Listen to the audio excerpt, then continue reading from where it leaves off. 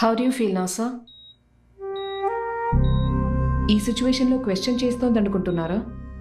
నేను మాట్లాడేది మీకు అర్థమవుతుంది, మీరు మాట్లాడాలనుకునేది నేను అర్థం చేసుకోగలను. ఎలాగాని అడుగుతున్నారా? నాకు సైన్ లాంగ్వేజ్ తెలుసు. నా కూతురు నేను రోజు సైన్ లాంగ్వేజ్లోనే మాట్లాడుకుంటాం. సార్, మీకో సర్ప్రైజ్.